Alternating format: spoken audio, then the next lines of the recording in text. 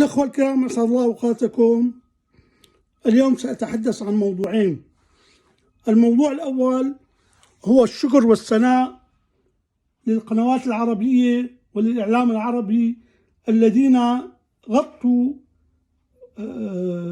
حرب الإبادة على غزة الحبيبة، فلهم كل الشكر والاحترام وللسادة المراسلين.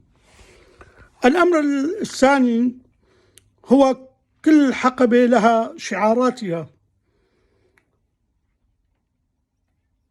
فهذه الحقبة باعتبار أن هناك سقطت الأقنعة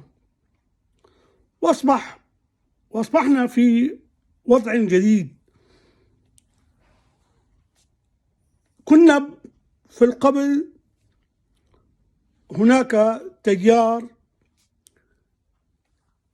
40 عام وأكثر وهن يتغنون بالذهاب إلى القدس، فاستباحوا الأرض والدماء والأعراض وكل شيء تحت حجة القدس.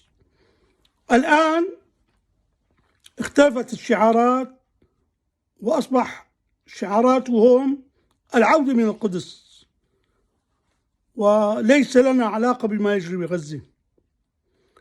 فمن هذا المنطلق نتمنى من القنوات العربية